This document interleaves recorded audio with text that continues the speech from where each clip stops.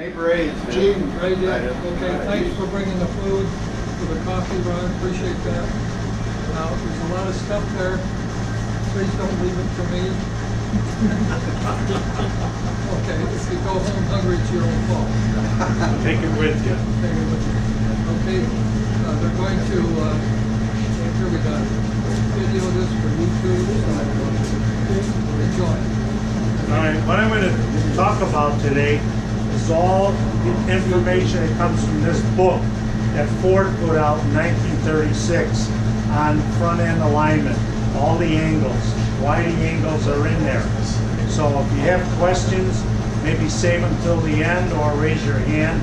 If you're not understanding something, I'll try and explain it. If you want a copy of this book, there's CDs here. I sell them for 50 cents now because they take a while to record. If you want a free download to your computer, just put your name and email and we'll send you it by email. 63 pages, so it's in PDF. You can copy then off your computer or off the CD any of the pages you're interested in or want to use for reference when you're going on your axle. So seek out information.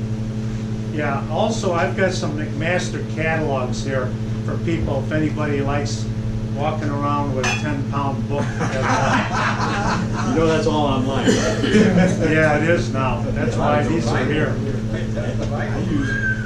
Okay, I've made up this mock-up of a Model A front-end suspension so that you can visualize. If I told you that there's, 2 degrees camber on the front end, you say 2 degrees, I can't even see that. Well, I've slanted the tires so you can see that.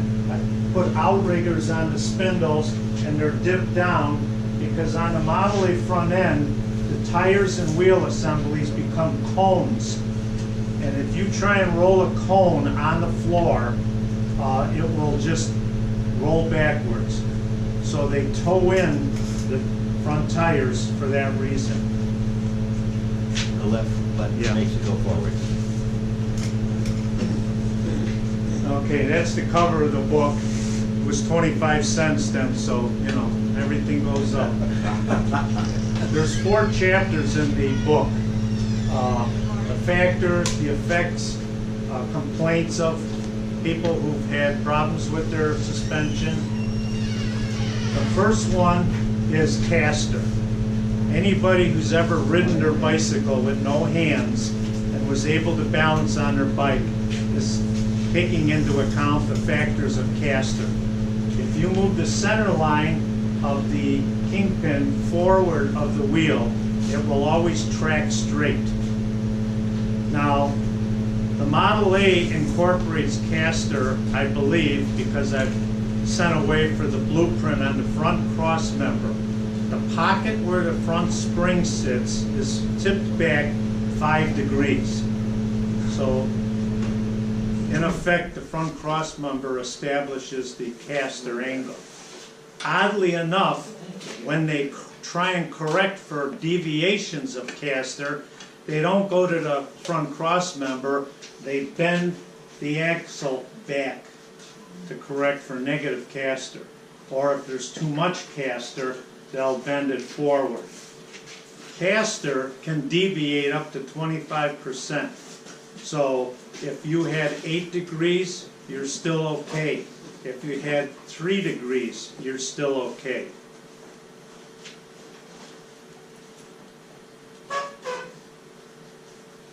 It's held in position at that 5 degrees by the radius rod, the front radius rod.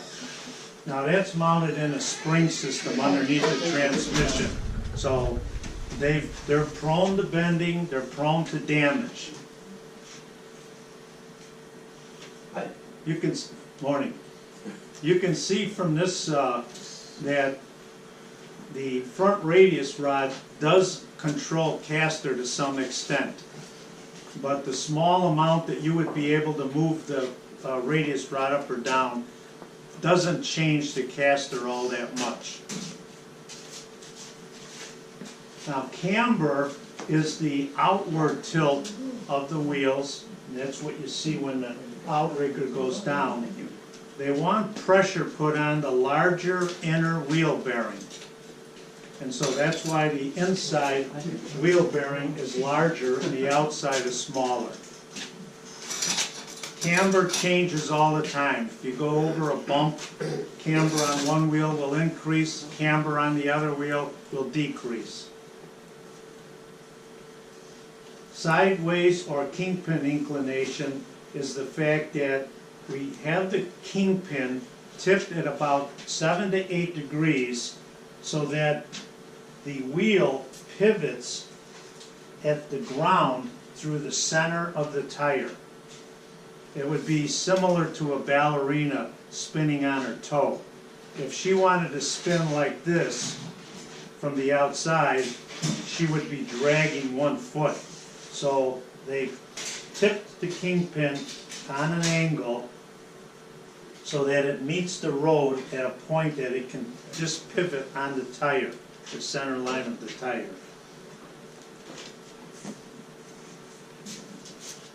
You can see here, if the design was strictly a straight up and down kingpin, you would constantly scuff the tire on turns.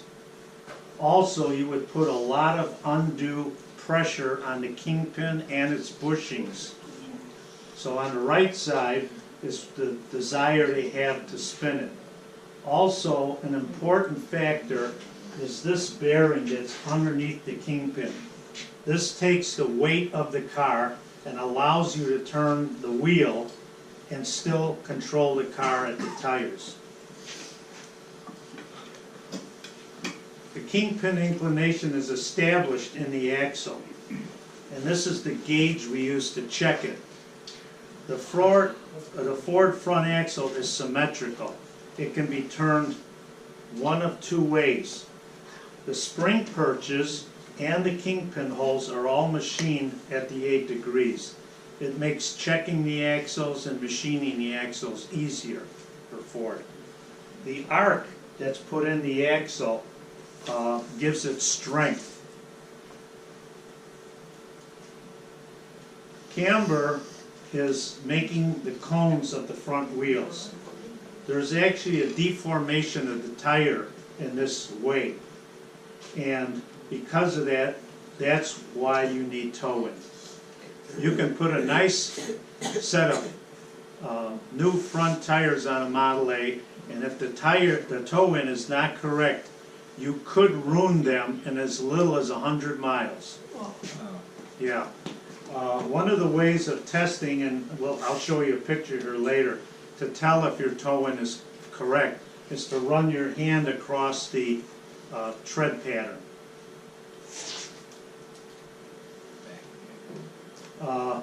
The top would be a set of front wheels with no toe-in. And so you would be scuffing the tire because you would be requiring the inside diameter of the tire to spin at the same speed or rate as the tip. So they purposely toe in the cones or the tires so that they're running on the same perpendicular plane.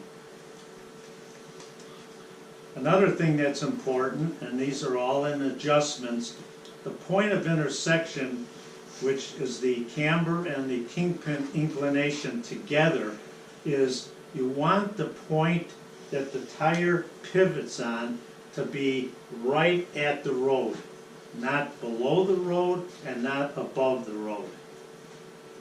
So the wrong alignment's on the right then. Isn't that incorrect? Either one is incorrect. This is putting the point of intersection below the road. Oh. So because of the deviation right here, you will scuff the tire out of parallel so that a 20-degree turn on one wheel creates 23 degrees on the other, and vice versa. The outside wheel establishes the turn, and it is automatically aligned. If you get the CD or you want me to download the booklet to you, it's free. You can read all this stuff and become probably smarter than me.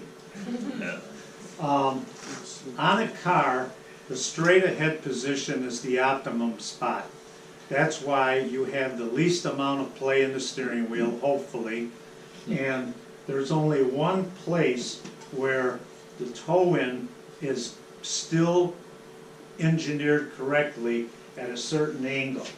And so these charts just give you that information. There's no perfect front end toe out except in two places, straight ahead and the engineered desired angle for a turn.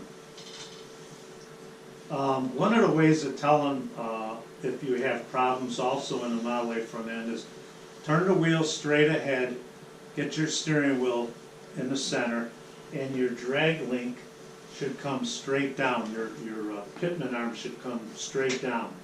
If it's off to the right or off to the left from viewing through the back wheel, the back of the front wheel, you probably have either a bent steering arm or other problems in where your mid position is for steering.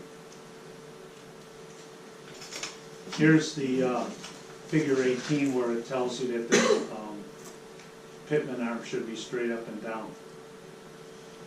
Also, the drag link should be in mid position.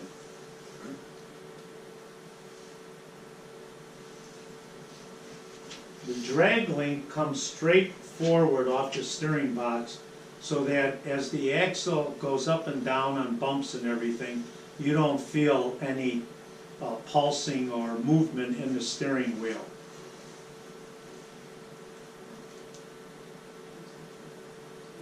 In the mid position with the front wheel straight ahead, the drag link should be exactly the right length, and they do bend. These cars have been in a number of accidents, unless you're lucky enough to find a cream puff somewhere. But a lot of this stuff can be straightened, or you can find a good replacement. Wheel wobble. If you find that your car shimmies a little bit, or when you lift your car up, you come and you spin the wheel and it's wobbling, it's best to put that wheel on the back. It affects the front end less if it's on the back. It's just bad wheel bearings, isn't it, when you've got that? No, I mean, you can have a bent wheel. A lot of people will come to me and they say, I think I have a bent axle. Well, did you start out at the wheel? Did you spin the wheel? What if the wheel is badly bent? What if your spindle is bent? What if your wheel bearings are loose? Those start at the outside to look for a problem. The front axle takes quite a bit of abuse before it bends, but it can bend. Radial run out is just your tires. If a tire is egg-shaped, you're going to get problems also. Wheel balance. I've never really seen too much problems with wheel balance coming in. They used to have little, they looked like fishing weights that crimped onto the spokes to balance wheels. People with overdrives now and the ability with these touring engines to go 60, 65, with the RPM being much lower, do have problems where wheel balance comes into play. Dynamic balance is just the heavy side of the tire, entire wheel assembly. And this'll exert itself a lot more at higher speeds. Even brake drag, if you have your brakes adjusted to where one wheel is tight or there's a tight spot in the wheel, this can affect your driving. You might have a pull to a right or left side because one of your brakes is dragging, and if it gets hot enough, it'll only worsen. Tire tread. If you have tires that are not inflated equally, you'll actually create a flat spot in a nice set of new tires in a short amount of time. Again, tire inflation is important, especially if you're going to do a trip. Make sure they're at 35 pounds. Tracking is merely the frame that the front wheels and the back wheels track in the same parallel lines. If a rear end is shifted in the back and you're trying to drive the car, the rear wheels are going to be skewed in one direction. It could point to either a bent frame, a diamond bent frame, or a rear end that is shifted. Any number of things can damage a Model A suspension or frame. On modern alignment, don't they put lasers on the hubs and they align the back and the front? Most Pretty sophisticated. alignment is done today from the spindles. Yeah. And they are not dealing with the kingpin now, they're dealing with a McPherson strut or ball joints. Upper and lower ball joints are able to basically take a kingpin design and move it in many directions to get the alignment correct. With the Model A kingpin, you're limited. You know, that's why you need to get the angles correct and most importantly equal. The suspension system doesn't tolerate looseness like in the balls or the tie rod. It doesn't accept the fact that it's unequal. If you've got 5 degrees caster on the left wheel, you should have as close to that as possible on the right wheel, because the two affect each other. There's no real adjustment on that kingpin. I mean, if it's bad or worn. Well, Put a new one on. if you have good kingpins and bushings that are good, you have your angles of your axle correct, that's as good as you're going to get. Right. But if you went somewhere with a guy for a walk and his legs are shorter than yours, he's going to have to walk a little faster than you if he's going to stay equal with you. Camber angle affects a lot of different things, and any change of one angle is able to affect a change in the other angles. Toe-in is one of the things, because it's based off a cone of the tire and wheel assembly. Any change in camber can affect toe-in. They give you a plus or minus tolerance of 3/32 to 1/8 of an inch. Some cars will do better with less toe-in, and some cars will do better with more toe-in. That's because the camber angles and the caster angles can vary. So the toe-in number has got quite a bit of tolerance as far as, you know, the ability to deviate. Now, people ask me, oh, you know, toe-in, I can set toe-in myself. I use this gauge. It was invented in the 20s by John Doobie. It's still made today. The trucking companies use these a lot. It's a spring-loaded gauge that you place on the front tire. You don't have to be exact. You get it and place it so that the two chains just touch the ground. It has a scale on it that you slide, and you set it to 0. You roll the car forward, so any sloppiness or deviation in the front end is taken out by you having the full weight of the car on the tires and wheels, rolling it forward like you would if you were driving it down the road, and then you go in the back and you look at how much toe in or toe out. You want to have toe out on the back wheels so that you know you have toe in on the front wheels. So you actually put that between the wheels? Yes, you just stick it on your Model A between the two tires.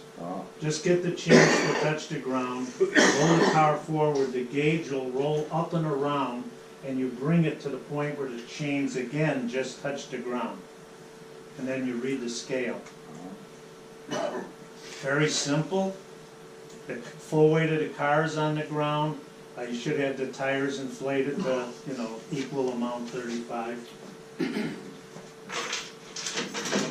Sometimes you find the gauges at swap meets, they'll be about $30.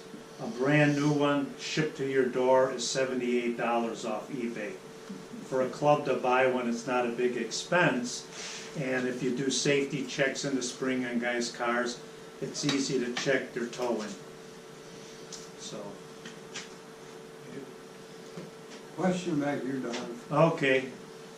Yes, sir. Your toe-in measurement, the specs that they give you, is Right. that at the center line of the height up and down? It's- Because technically it could vary a little bit Well- closer you are to the ground. The purpose of the chains on the gauge is so that if you were to check the opening of your tire wheel assemblies across the front at 2 inches off the ground, you must go in the back Right. 2 inches off the ground. You could check it up here, it's only the difference between the two. So if you have a check from here to here, and you get a 16th, it's gonna be the same if you checked here and Oh, here okay. a 16th. Because it's just the difference between the front and the back of the The wheel measurements will be assembly. different, but the difference will be the same. Yes, Thanks. yes. Go ahead. Are you checking the tire or are you checking the rim? You're checking off the tire, and what I recommend is you check your toe in, turn your wheel and tire assembly 90 degrees and check it again. Because of course, if you have bent rims or tires that are not radially, you know, they might run out this way, by checking in two places, you'll get a better understanding if you've measured it correctly. Certainly, if you had a bent rim and you checked the tire wheel assembly here and here with the gauge, and you could get a certain dimension, by then moving it 90 degrees, you will get a different dimension, which if you suspect a run out or a wobble in a wheel, I recommend transferring back and put the back wheel on the front to recheck it. It's something easily checked by you, but you can have inaccuracies if you don't check it correctly. So. Now, the front spindle on a Model A has 7 degrees back angle and 2 degrees down. The 2 degrees is the camber. That's the camber angle. And it is to get the tire wheel assembly to be pressured into going and putting its weight on the inner wheel bearing. The 7 degrees is to get the intersection of kingpin, again, down to the center line through the tire wheel assembly to the ground. That's the reason for those 2 angles. You can get a bent spindle. I mean, if it's been in an accident, if a spindle is bent between the outer wheel bearing and the inner wheel bearing, you will wear out a set of wheel bearings in a short amount of time, because you're actually running 2 circles not concentric with one another. Again, the point of intersection is the getting the kingpin center line to intersect at the road, right at the road, not above and not below. The angles on the spindle create 99 degrees.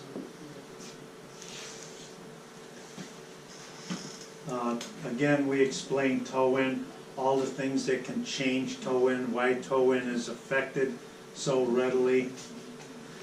They will recommend, if you find problems, to switch the front wheel to the back and recheck.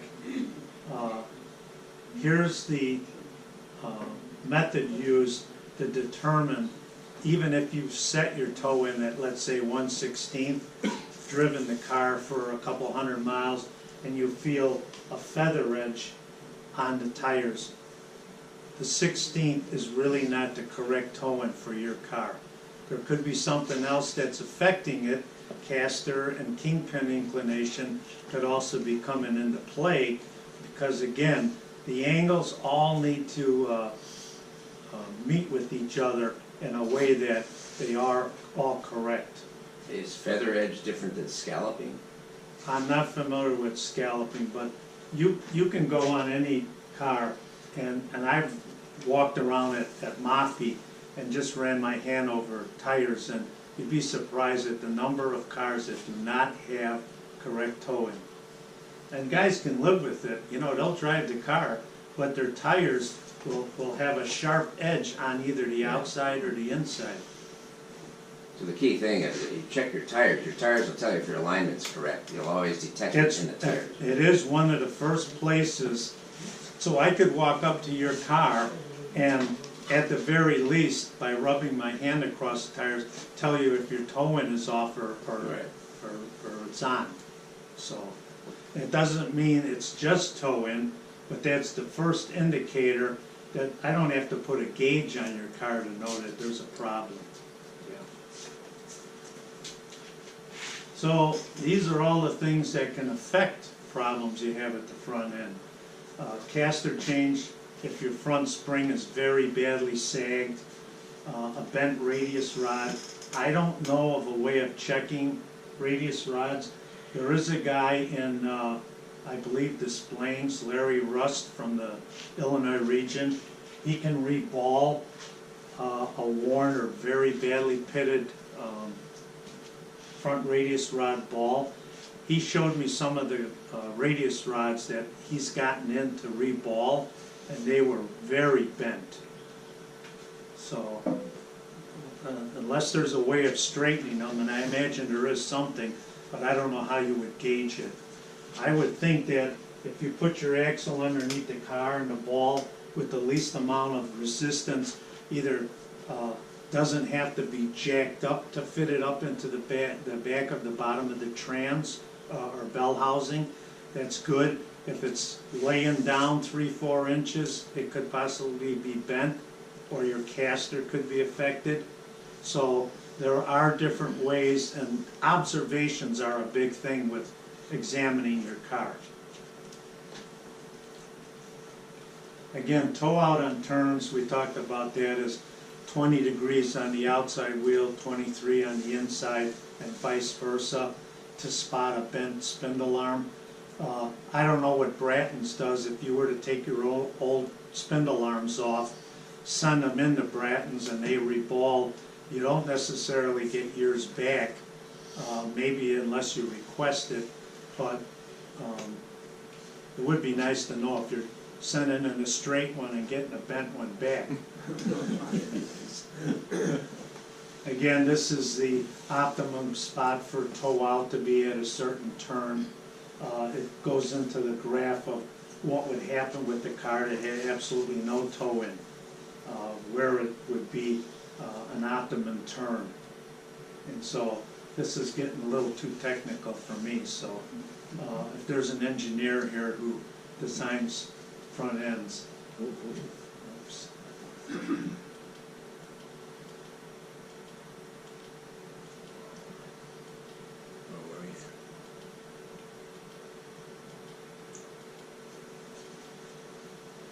Again, tracking was front and rear wheels tracking the same direction. Now there's a third chapter on the CD or in the book, and it talks about complaints, so this is a good place to try and diagnose issues with your car. Any number of things listed there could be plaguing you when you go on a tour or drive your car. Wheel tramp, of course, is if you have a tire and wheel that is not round, it's oval. The faster you go, the more jumping up and down it'll do. You know, again, putting it on the rear would lessen the effect of driving and controlling the car. It gets a bounce. The worse the radial run out is, the more up and down bouncing you will do. Shimmy, there's a high speed and a low speed shimmy, and different things cause different things. Tire squeal on turn has to do with toe-in. Sometimes if you go into a newly blacktop parking lot, even with your modern car, you'll hear your tires squealing because you're towing out one wheel and towing in the other. Hard steering, that could be attributed to wheel bearings that are tight, kingpins. Some guys fit these kingpins so tight that they can't turn the wheels. You know, they got to be able to be moved, and they got to have grease on them. Pulling to one side is generally caused by inequality of caster or toe-in. So tire wear, and again, running your hand across the tread pattern is a good place to start. You can see here the different things that cause tires to need replacement way before you want to have to replace it. This is if you have a tire that's underinflated. It no longer is a circle, it's a circle with a big flat on the bottom. And it tends to make the tire bunch up.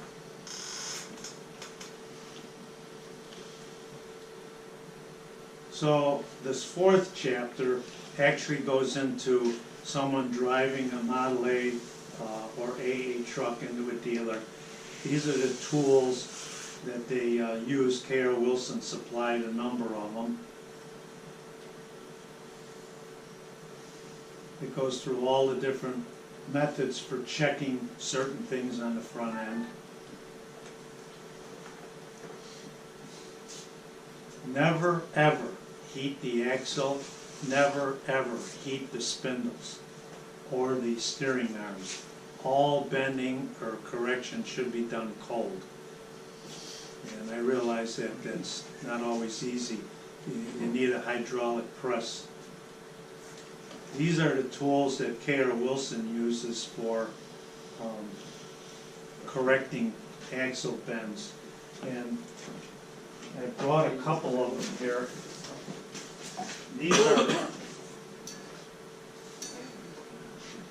These are the tools used by Bear, and they hook into the I-beam of the axle, and a hydraulic jack is used to either twist forward or backward on the axle.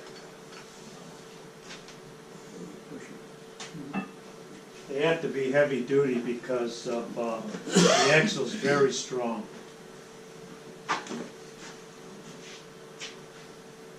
Most of the axles seem to bend between the kingpin and the spring perch.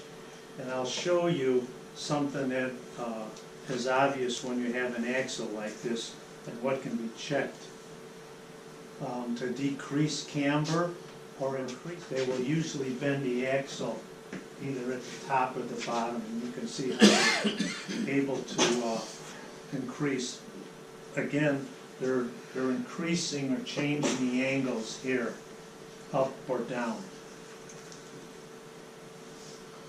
This goes into bending of steering arms. Of course, in 1931, you could go into a Ford dealer and get any steering arm you wanted, and they probably weren't that expensive. This goes into different vehicles, what they found by checking them, and what the correction should be. So you can see this particular one was a 29 two-door. It had been rebushed on the kingpins. Caster on the left side was 3 1/4. On the right side it was 4 1/4. So their recommendation is to, and they'll even tell you here, the left side is a tendency to pull to the left and then low camber on the wheel. So their correction is to increase the caster on the left side from 4 to closer to 5, or to 3 1/4 to get it at least 4 1/4 or 4 1/2. Increase the camber also, set the toe into 3/32. Now this particular two-door had a toe in of a 1/2 inch. That's way too excessive. I mean, that would be like you trying to water ski, which would be in pigeon toe. It goes into a dump truck, a 29 dump truck, different things. Here it has no camber on it. The recommendation is certain things had to be corrected before they could really check the alignment again. So what's nice about the information here is these are Model A's that they're checking, and what their recommendations are for correcting the problems. Now this 28 roadster has 0 toe in, and so they want you to correct that. Here's the last vehicle, the 29. Caster was pretty close. Camber was very close. towing was, you know, this car would be considered fine. So, that's it. If you have questions, you know, I'm gonna go into showing you,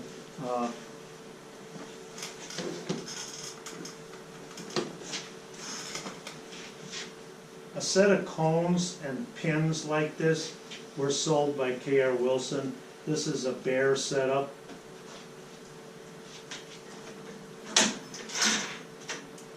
If you have a good straight edge and you turn up a set of pins and cones, you can get some idea of whether an axle is straight by holding a straight edge across all 4 pins. Now in this case it's pretty close, and you want to check at the top and the bottom of the pins because it could be tipped forward or backward. But this one is pretty close.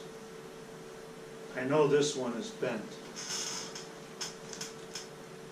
So they actually check a front end like that, and you actually gotta pull it all out and pull it all apart, right? If you want it, if you really suspect that your front axle is bent or could be bent, because you can check at the spindles and not necessarily be pointed to an axle that's bent. You could have a component like a spindle bent. So anyway, a straight edge across, even people who are able to sight the 4 pins can do pretty good at telling if their axle's bent. That straightness can easily be repaired in a press, in a hydraulic press. If it was bowed this way, you can put it in a hydraulic press and bend it back. And you can leave these in there, you can leave your pins and cones in it while you straighten it, and just take your straight edge and run it across the pins and get it pretty close. Generally, you always have to bend it way beyond the straight point, so when it springs back a little bit, then you're straight. It's just inevitable. By way beyond, how many degrees of angle are you talking about? When you put these in a hydraulic press, you'll see you could bend that thing down a 1/2 inch to 3/4 beyond where you think you need to be, and this thing will spring back. Especially if you do it, well, you should do it cold. Many of these axles have had guys with the flaming wrench on here to get the kingpins out, and you know, that does impact the integrity of the axle after that. These front axles a rare commodity for Model A's. You can, I picked up a lot of spares later on or junkyards. And you just yeah, get a different well, I one. don't know about junkyards, but I bought an axle and a radius rod at Gilmore this year for $35, both. Yeah, it'd be a lot easier. And when I got them home, they were in decent shape. But you know, Hard to tell, isn't it? I mean, when you see one on the ground, you got to find a place that you could at least lay it on something straight. Yeah, well, Lindy was saying that he wondered when he found somebody had 2 of them. He laid them on the ground. Yeah. Again, $35. Find it out. Were the axles originally heat treated? yes, They had to be, yeah. yeah, So any heat on it destroys that. yes. They were. It's a forging. Yeah. These are a forging. Their tensile strength is around 125,000 pounds per square inch. That's how Heating, you know, it doesn't do them any good. So, Changes it. yeah, yeah. No, you're creating probably more questions from being an engineer type. I've bought a lot of performance cars over my lifetime, all the way back from the early 30s up until this year. Okay. I bought a lot, I happen to, I'm going to mention the car's name only because it relates to my question. Your Tesla, you mean? I bought one half a dozen more expensive than a Tesla. I bought a lot of Mercedes, Okay. including the Goldwing, which is like $250,000. Right, I'm familiar with that one. Now, the problem with buying like a C model Mercedes, E model, S model, or whatever, the Right. Goldwings and the really exotic ones, I have found that I bought a lot of AMG Mercedes, which is the same thing. Springs in the past for a tow truck that a group I was with, you know, they are very familiar with suspensions. Most cars today, even in the 50s and 60s, used magnetic gauges that bolted at the outside of the spindles, and you would turn to 20 degrees for a turnout, or either way on a Ouija board, and check alignment issues. It calculated them. They do have gauges, bare-made gauges that went in between the tires and wheels, and you could check these angles as well. I didn't bring those gauges because I don't generally recommend checking an axle on a car. It's just that if you're gonna go through a restoration and you're gonna be down this far with an axle, it pays to have it checked. And then if you know the axle you've checked is good, then if you have any other issues, you wanna look at the spindles or the steering arms for any problems. Lindy's got a question. Yeah, I don't have current information, but several years ago, one of our members had an axle straightened at Spring-A-Line on his car. It was obviously bent. On the car, Lindy? Yeah, and they Okay. straightened it on the car. I don't know anything about the quality of the work or anything, but I mean, his was bent bad enough that you didn't need a gauge to see it. He had zero camber on one side and what appeared to be normal camber on the other side. And he said in 45 minutes, he drove away and had camber on both sides. Which Spring-A-Line did he use? Well, at that time, he used one at Rock Hill, but I don't On believe the they're front still axle, you're saying there. how strong it was, so if the braking, if you had more braking on the front, if you Oh, it's chose still to there. have I use braking them on the for front, work all the would time. you put more stress on the Yeah. front axle? Because the Model A is supposed to be like They've been good. I 60/40. mean, I've never So had- if you were like 50/50 or maybe even more, that probably wouldn't affect the.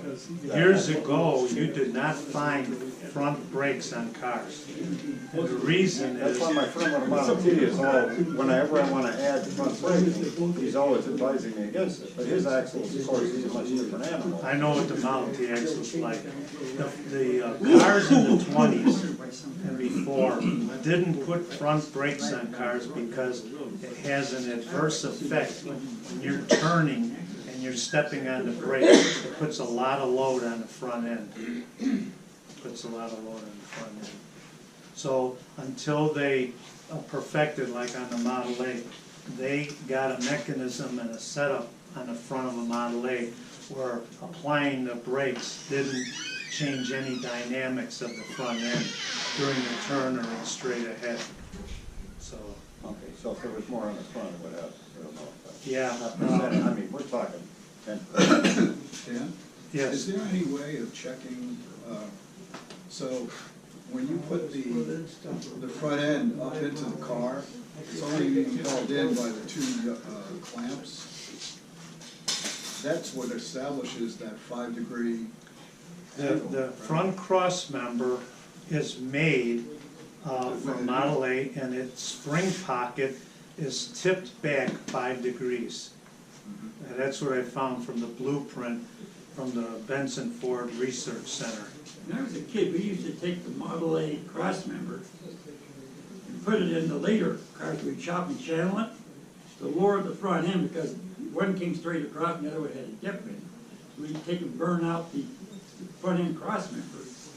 And I don't know if the 32s, 34s, or 36s actually had that forward tip on the cross member itself. So we used to change that, and I had no idea that that would be, the axle itself would be tilted on one and not the other. Yes. And we did it strictly for appearances, because if you channel the back, you have to lower the front, you just take a Model A cross member, burn it out and put it in the 32 frame or whatever frame it had.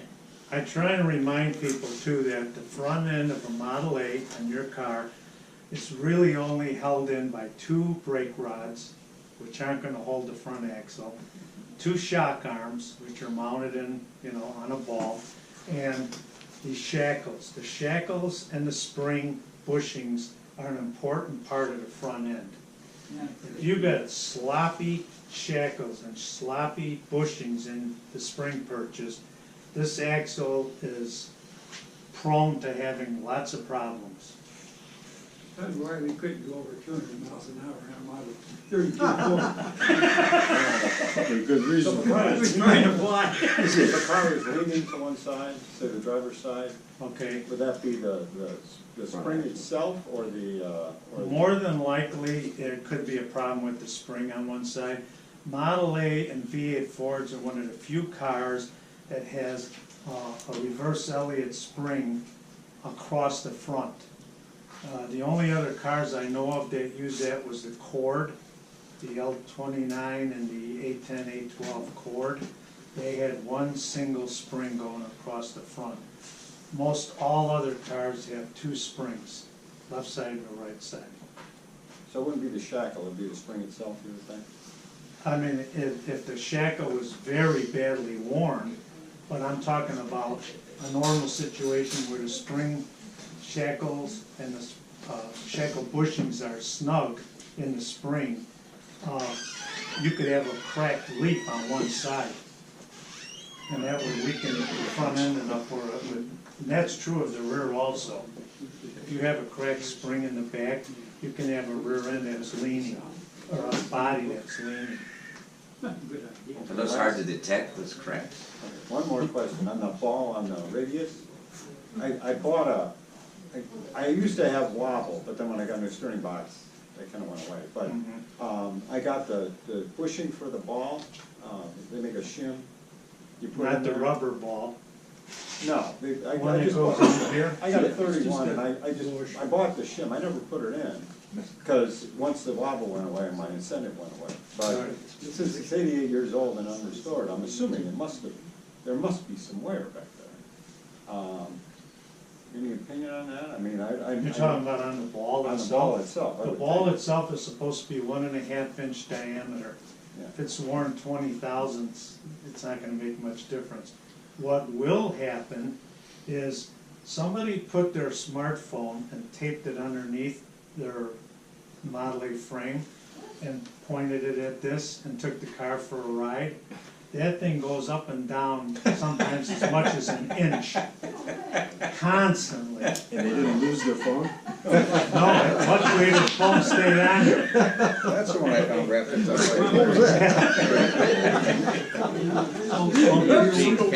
What generally happens, and I've seen it, is the two bolts that come down where you put the rod through and the felt, the bell housing, the holes get worn to the point where when you put the bolts through the bell housing and you put the pin across that keeps the bolts from turning, it's so worn that the rod going through doesn't even come close to touching those bolts.